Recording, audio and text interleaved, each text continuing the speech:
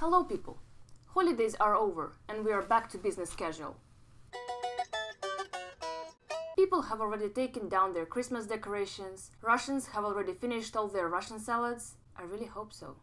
The temperature in Atlanta went back to hell's heat, I've gained 4 pounds, but Russian Christmas tree will stay there till March. It is a nationwide tradition. Well, you know, central heating can go down any moment and you need firewood by hand. Temperature in Russia is still like in your freezer, so there is nothing left to do but drink. If you've ever seen a palette of colors in Russia in winter, you would know that it's very hard to be optimistic in Russia sober. But drunk people are always optimistic. They believe in the best possible outcome of all their deeds. Yes, I really need to tell this husky dude everything I sing about him, right in his face. Yes, let me check if I can jump from one balcony to another at the height of 9th floor. After all, I've been doing ballroom dancing as a kid. Yes, mixing beer and vodka is a great idea. Yes, I believe my vomit will fit in this cup. No, I'm not gonna fall asleep on the toilet if I just shut my eyes for a second. Also, the most brilliant artworks always happen when you're drunk. My groupmate in college decided to improve the campus design by peeing the outlines of a huge dick in the snow. Overall, Russians can't have fun if there are no risks. The 3 most ancient ways to have fun in Russia and are connected with drinking alcohol are fishing on ice, bathing in an ice hole, and Russian-style sauna. Well, if the first 2 have obvious risks like freezing to death, what's wrong with the Russian sauna, would ask you. Russian-style black sauna is the type of sauna which is heated by burning wood, and the smoke goes inside the sauna. All the soot stays in the walls, and that is why this type of sauna is called black sauna. So the favorite pastime of rural drunk men is to sit in sauna until you almost pass out of carbon monoxide and heat. Then hit each other naked bodies with special birch tree twigs. This is not a weird kink, this is supposed to cleanse your skin. And then still naked run outside and guess what? Rub themselves clean with snow. My drinking habits have changed a lot since my childhood. Most of my teenage drunk started as, I dare you to drink a glass of vodka. And I was always like, watch me, I'm not even gonna chase it down. And even though it was the cheapest vodka possible, it always had a sweet aftertaste of victory. In my freshman years, I would pass by a random group of students who are drinking vodka. I would grab a bottle, make a couple of sips, hand it back, and proudly walk away. I think the only thing that saved me from being hit in the face is that I'm a tiny girl. It's nice to be a tiny girl.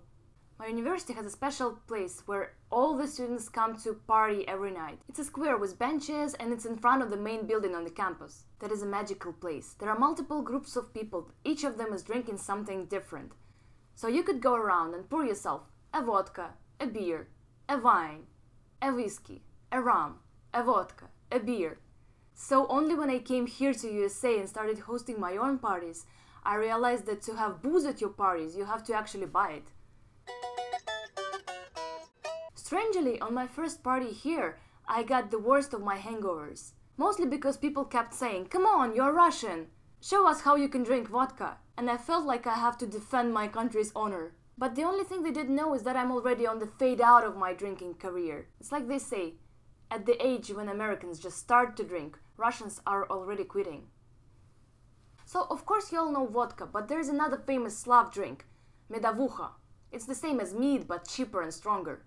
Fun story, my dad once gave it to me at the age 14. He was very interested in the effect it would do on me. So he closely watched me for the next 10 minutes asking me, are you passing out? Are you feeling it? Are you passing out? And here the story ends because apparently I did pass out after all. I let him down. He said I can't hold a drink. Fun fact, in Russia we call all the sparkling wine champagne, because not everyone knows, but at first there was Soviet champagne, then there were Russian champagne, and only then there was French champagne. Well, at least that was the order they appeared in my life. Is it different in yours? My grad school required me to complete the responsible drinking of alcohol tutorial. I was outraged. They're gonna teach me how to drink alcohol? Me, a Russian, with 10 years of drinking experience? Is it not enough that my dad taught me, daughter, don't mix champagne and vodka and cigarettes? Well, at least I've learned one thing from that tutorial. They warned me about the special punch they make at the fraternity parties to make the girls drunk. Since we don't have fraternities in Russia, I wouldn't know. But I must say that in Russia, girls honestly want to get drunk as fast and as cheap as possible, so they would be just thankful to them frat guys. Recently I was standing in line and I overheard a girl asking a guy, "Let us play 20 questions." And I figured this is another American thing. To get to know each other, they have to play these games like 20 questions. In Russia we just drink together. One overnight drunk kitchen talk and you are like brothers. And the only question there may be left is, "Ты меня уважаешь?" Memorize this phrase, this is a red flag. At this point, refusing to drink or to continue a party may be treated as disrespect and may lead to a drunk fight. And this goes for all the drunk Russian guys. They go into all kind of extremes. A guy can go around the room, hugging his comrades, telling him he loves them, juggling with empty bottles, dancing polka to drum and bass. But one wrong look, and mamma mia, here you go again. Do you have problems? So, if you respect me, put thumbs up and subscribe. See you in a week. Пока, people.